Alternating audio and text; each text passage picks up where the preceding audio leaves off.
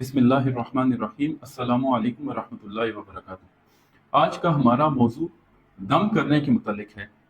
کہ دم کرنے کے متعلق اسلام کیا کہتا ہے اور اس کی شرعی حیثیت کیا ہے، اور کیا حضور نبی کریم صلی اللہ علیہ وآلہ وسلم سے دم کرنے کا ثبوت ملتا ہے یا محض یہ ایک بدعت ہے جو ہمارے معاشرے میں غیر مسلموں سے آئی۔ تو اس کے لیے میں انشاءاللہ آپ کے سامنے 3 دلیلیں پیش کروں گا۔ پہلی دلیل جو صحیح بخاری کی حدیث ہے، امام بخاری نے اسے 4 جگہ روایت کیا ہے۔ حدیث نمبر ہے 2276 نمبر حدیث، اور اس کے علاوہ 5007 نمبر حدیث، 5736 نمبر حدیث اور 5749 نمبر حدیث، اور اس کے علاوہ امام مسلم نے 2201 نمبر حدیث،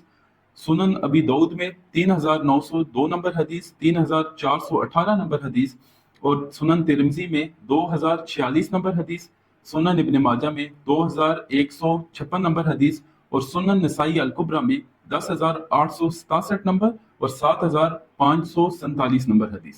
حضرت ابو سعید رضی اللہ عنہ بیان کرتے ہیں کہ صحابہ کی ایک جماعت کسی سفر پر تھی،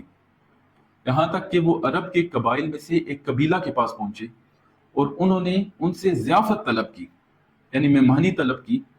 تو اس قبیلہ والوں نے انہیں کھانا کھلانے سے انکار کر دیا۔ اس قبیلہ کا جو سردار تھا اسے ایک بچھو نے ڈس لیا، اور انہوں نے پوری کوشش کی، سارے جتن کیے، لیکن کسی چیز نے اسے شفا نہیں دی۔ جب وہ تھک گئے تو ان میں سے ایک شخص نے کہا کہ اس مسافروں کی جماعت کے پاس جاؤ، شاید ان کے پاس کوئی ایسی چیز مل جائے جس سے نفع حاصل کیا جا سکے۔ تو ان میں سے چند اشخاص صحابہ کی اس جماعت کے پاس آئے اور کہا کہ ہمارے سردار کو بچھو نے ڈس لیا ہے، اور ہم نے سارے جتن کیے لیکن کسی چیز نے شفا نہیں دی،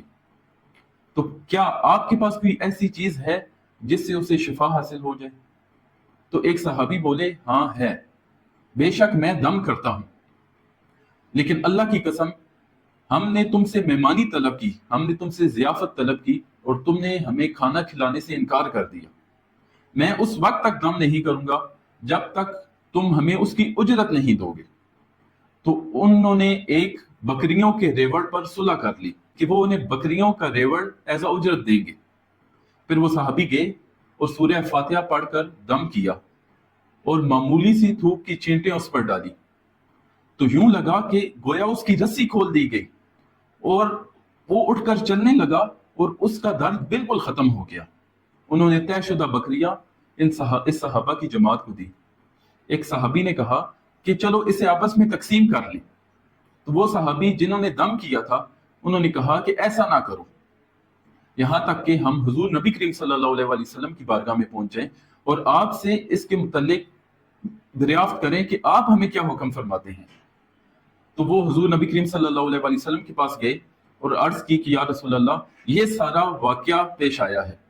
تو حضور نبی کریم صلی اللہ علیہ وآلہ وسلم نے فرمایا کہ تمہیں کس نے بتایا ہے کہ سورہ فاتحہ دم ہے؟ پھر آپ نے فرمایا کہ تم نے بالکل ٹھیک کیا، اور آپ نے اسے تقسیم کرنے کی اجازت دے دی، اور آپ مسکرائے۔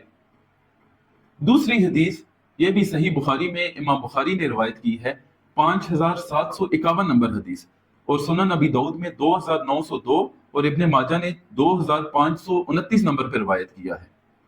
کہ حضرت ام المومنین حضرت عائشہ رضی اللہ عنہ بیان کرتی ہیں کہ جس بیماری میں حضور نبی کریم صلی اللہ علیہ وآلہ وسلم نے وصال فرمایا، آپ معوذتین یعنی سورہ فلق اور سورہ ناس پڑھ کر اپنے اوپر دم کیا کرتے تھے، یہاں تک کہ جب بیماری نے شدت اختیار کر لی تو میں معوذتین پڑھ کر آپ پر پھونکا کرتی تھی، اور میں آپ کا ہاتھ مبارک آپ کے جسم مبارک پر پھیرا کرتی تھی تاکہ ہاتھ مبارک کی برکت حاصل ہو۔ تیسری حدیث حضرت عوف بن مالک اشجعی رضی اللہ عنہ بیان کرتے ہیں کہ ہم زمانہ جاہلیت میں دم کیا کرتے تھے، تو میں نے سیدنا رسول اللہ صلی اللہ علیہ وآلہ وسلم سے اس کے متعلق سوال کیا کہ آپ اس کے متعلق ہمیں کیا حکم فرماتے ہیں؟ تو اللہ کے نبی صلی اللہ علیہ وآلہ وسلم نے فرمایا کہ اپنا دم مجھ پر پیش کرو۔ جب میں نے اپنا دم آپ کو پڑھ کر سنایا تو آپ نے فرمایا کہ دم کرنے میں کوئی حرج نہیں جب تک کہ اس میں شرکیہ کلمات نہ ہوں۔ اس حدیث کو امام مسلم نے 2200 نمبر پر روایت کیا ہے، اور سنن ابی داؤد میں 3886 نمبر پر روایت کی گئی ہے۔ اور اس ضمن میں آخری حدیث حضرت ام المومنین سیدہ عائشہ رضی اللہ عنہ روایت کرتی ہیں کہ حضور نبی کریم صلی اللہ علیہ وآلہ وسلم جب اپنے بستر پر تشریف لے کے آتے تو آپ قل هو اللہ احد، قل اعوذ برب الفلق اور قل اعوذ برب الناس، یہ 3 صورتیں پڑھ کر اپنے ہاتھوں مبارک پر پھونکتے اور اسے اپنے جسم پر پھیرتے اور سر مبارک اور چہرے مبارک پر پھیرا کرتے تھے۔ اس حدیث کو صحیح بخاری میں امام بخاری نے 5748 نمبر پر روایت کیا ہے۔ لہٰذا شرعی طور پر دم کرنا بالکل جائز ہے،